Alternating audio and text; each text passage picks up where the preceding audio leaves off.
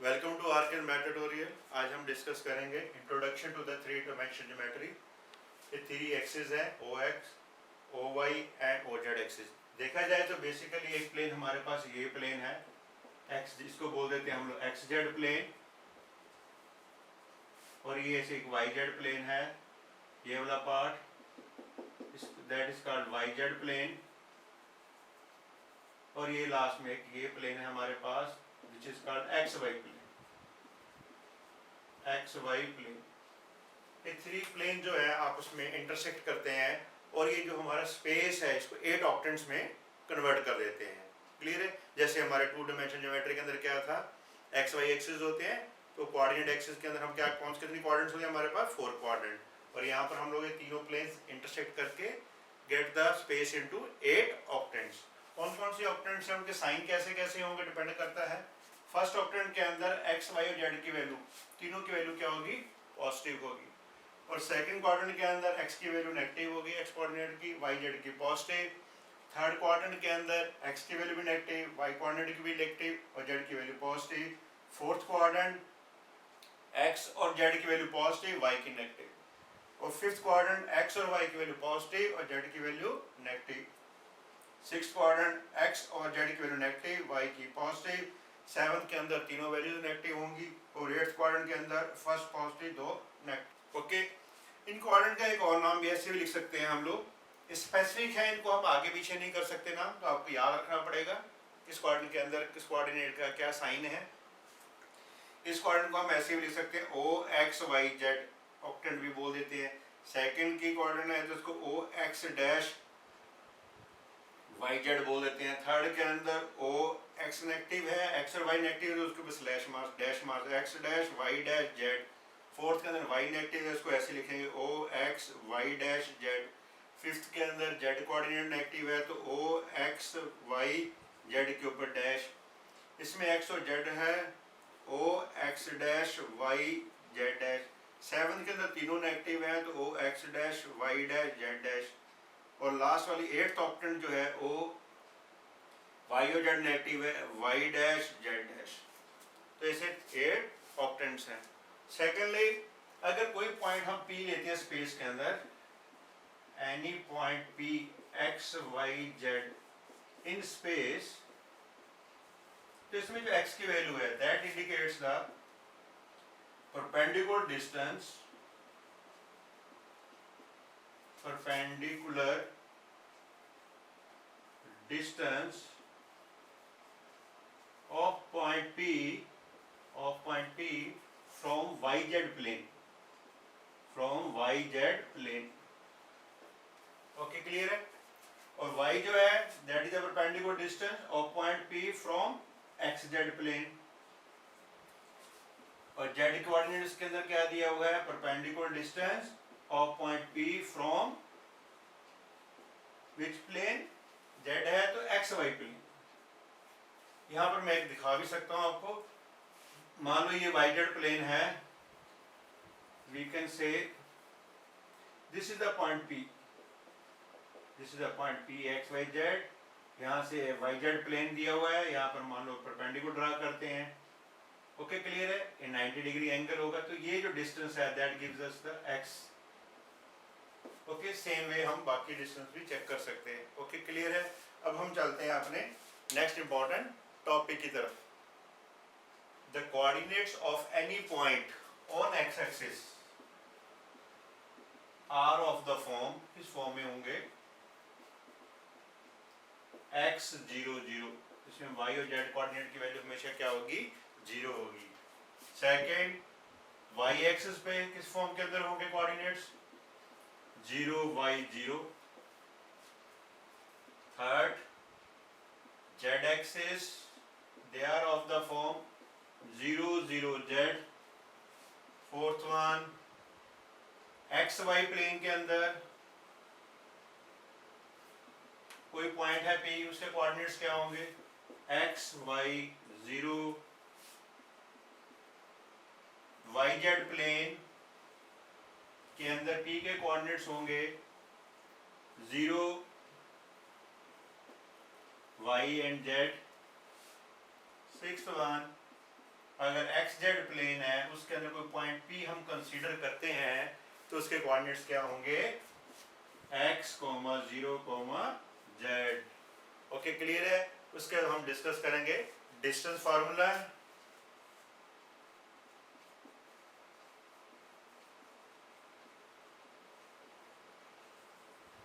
It is similar to two dimension only, बस third coordinate आ जाएगा इसके अंदर। मान लो ये दो पॉइंट है, एक पी पॉइंट है एक क्यू है, इसके कोऑर्डिनेट है x1 y1 z1, क्यू के कोऑर्डिनेट्स दिए हुए हैं x2 y2 z2।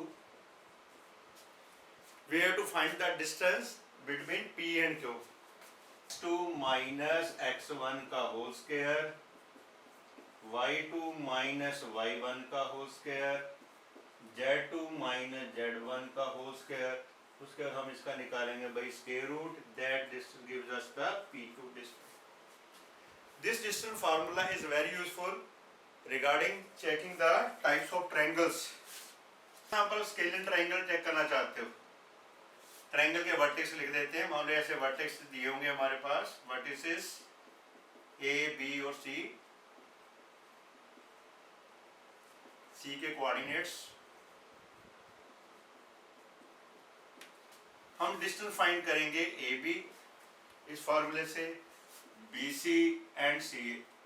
अगर हमने चेक करना है स्केलन ट्रायंगल है, स्केलन ट्रायंगल, उस केस में हमारे पास क्या होगा, तीनों साइड अनइक्वल होंगी। A B not equal to B C not equal to C ए।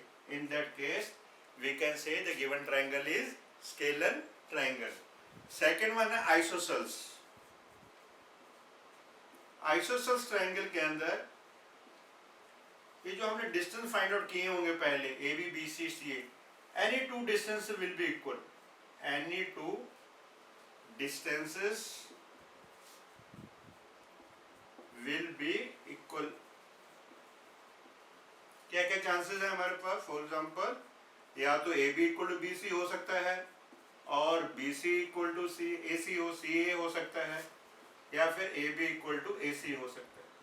तीनों में अगर एक कंडीशन भी सेटिस्फाई है, we can say the given triangle is isosceles triangle. Third one की बात करते हैं,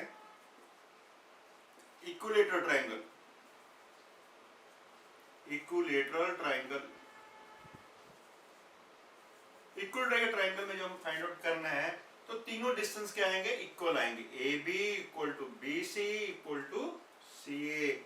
ऐसे fourth one, right angle triangle, right angled triangle. अगर आपने चेक करना चाहते हो तो sum of the squares, sum of the squares of any two smaller sides, any two smaller sides is equal to the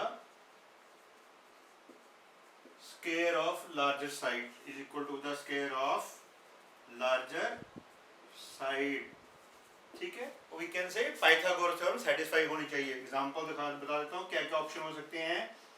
A B square plus B C square equal to A C square हो सकता है, और B C square equal to A B square plus A C square हो सकता है। Third option क्या हो सकता है इसके अंदर, square is equal to B C square plus A C square. तीनों में अगर एक की भी कंडीशन सेटिस्फाई है, we can say the given triangle is equilateral. Next है हमारे पास सेक्शन फार्मूला। हमारे पास दो पॉइंट्स गिवन दिए हुए हैं P and Q, x1 y1 z1 इसके कोऑर्डिनेट्स हैं, क्यू के हैं x2 y2 z2। एक आर पॉइंट है which divides P को internally in the ratio m ratio n। तो इस केस में R के कोऑर्डिनेट्स क्या होंगे, mx2 plus nx1 divided by m plus n, y coordinate my2 plus ny1 upon m plus n, z coordinate mz2 plus nz1 upon m plus n।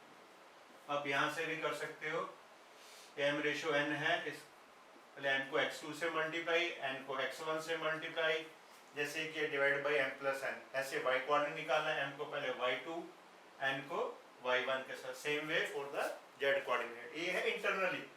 If r divides externally, if r divides externally, ratio same रख लेते हैं, in ratio m ratio n, तो same, उस समय r के coordinates क्या होंगे, बीच में नेगेटिव साइन आ जाएगा, तो r के कोऑर्डिनेट्स होंगे mx2 minus nx1 upon m minus n। Okay, same है y coordinates my2 minus ny1 upon m minus n, mz2 minus nz1 upon m minus n। जैसे एक्सटर्नल कोऑर्डिनेट्स भी आप निकाल सकते हो सेक्शन फार्मूले से। उसके बाद है mid point formula. Mid point formula, mid point formula का मतलब क्या है, जो r पॉइंट है रेशियो n में डिवाइड कर रहे हैं, if r is the mid point of p and q, if r is the midpoint of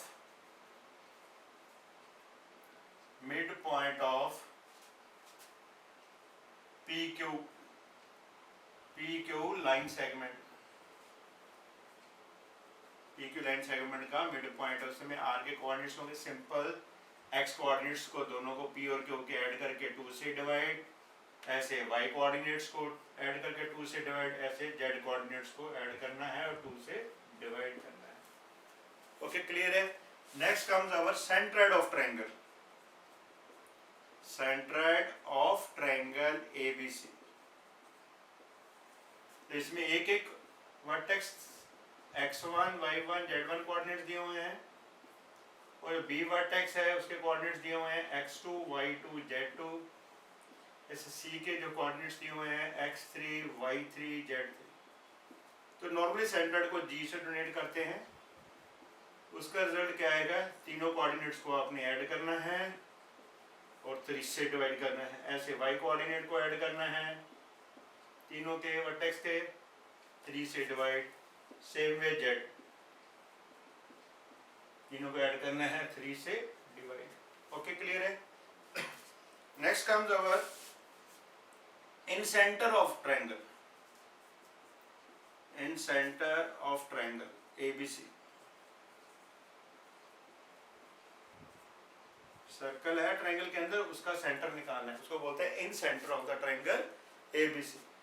उसका रिजल्ट क्या है, नॉर्मल डिवाइड करते हैं, इसका होगा x coordinate ax1 bx2 cx3 divide by a plus b plus c, y coordinates ay1 by2 cy3 divide by a plus b plus c, और z coordinates हैं az1 plus bz2 plus cz3 divide by a plus b plus c। ये जो small ABC है वो क्या है, small a की जो है that is the distance BC, और जो स्मॉल b है डिस्टेंस AC, और जो स्मॉल c है that is the distance AB। ये हम डिस्टेंस फार्मूले से फाइंड आउट कर सकते हैं। अब हम चलते हैं इसके नेक्स्ट इंपॉर्टेंट रिजल्ट की तरफ।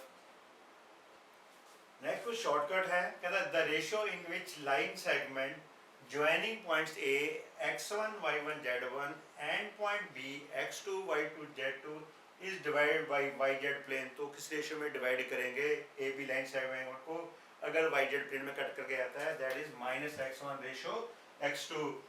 ऐसे अगर आप xy प्लेन की बात करते हो, कट करके जा रहा लाइन सेगमेंट को, तो उसके कोऑर्डिनेट्स होंगे माइनस z1 रेशियो z2। और थर्ड वन, अगर xz प्लेन कट करके जा रहा है तो उसके समय कोऑर्डिनेट्स क्या होंगे, माइनस y1 रेशियो y2।